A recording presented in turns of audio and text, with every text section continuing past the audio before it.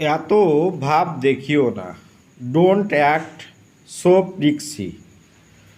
অনুভূতিটা আমি জানি, আই নো দ্য ফিলিং। তুমি আমার কেউই না, you are nothing to me. সে দেখতে তোমার মতো, শি লুকস লাইক ইউ। কি যে বলো তুমি, হোয়াট ডু ইউ সে। এটার কোনো মানে নেই, ইট মেক্স নো সেন্স। ওকে।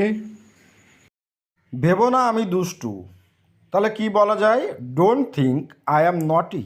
নটি মানে হচ্ছে দুষ্টু, আর ভেবো না ইংরেজি তো আগেই বলেছি, ডোন্ট থিঙ্ক। ওকে, তাহলে আমরা যদি ডোন্ট থিঙ্ক কথাটিকে ইউজ করতে চাই তাহলে এইভাবে ইউজ করতেই পারি, এবং খুব ইজিলি কিন্তু এক্সপ্রেস করা যায় আর নিজেদের এক্সপ্রেশনগুলোকে। ওকে, ভেবো না আমি পাগল। দেখবেন আমরা কথায় কথায় ইউজ করি, আমাকে পাগল ভাবছিস, তাহলে সেক্ষেত্রে কী লেখা যায়?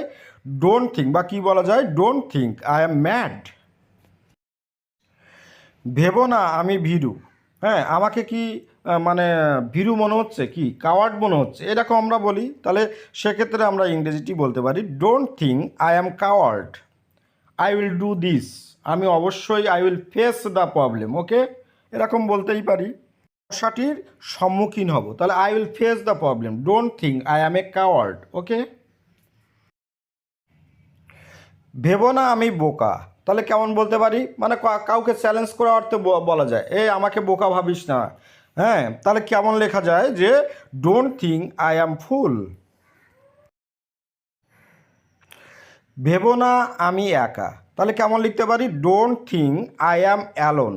হ্যাঁ, কেউ কেউ কারোর সঙ্গে ঝগড়া হলে আমরা প্রায়ই বলে থাকি, তুই আমাকে একা ভেবেছিস, আমার সঙ্গে আরও অনেক লোক আছে। তাহলে ওক্ষেত্রে আমরা কেমন বলে থাকি? Don't think I am alone. ভেবো না আমি অলস, কাউকে মনে হতে পারে, মানে কারোর সঙ্গে কথায় কথায় বলতে পারে যে এই কাজটিও করতে পারবে না, এরকম। তখন কি বলা যায়? তাকে চ্যালেঞ্জ স্বরূপ বলা যায়, don't think I am lazy. মানে কি, আমি কাজটি করতে পারবো, I will do the work. Okay, মানে ফোর্স করার জন্য বলতে পারি যে don't think I am lazy.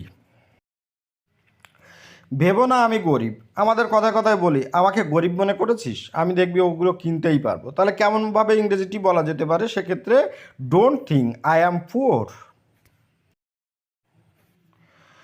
ভেবো না আমি অশিক্ষিত, কারো কাছে গিয়ে বন্ধুদের সঙ্গে আলোচনা করতে গেলে বা কারো সঙ্গে কথাবার্তা বলা হচ্ছে, হ্যাঁ আমাকে অশিক্ষিত মনে করেছিস, ভাবছিস তোর কথাটি বুঝতে পারবো না, তাহলে সেক্ষেত্রে আমরা কি বলি?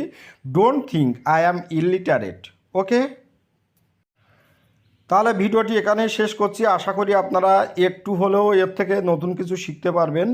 ভালো থাকবেন সবাই, আপনাদের দিনটি শুভ হোক। Have a good day.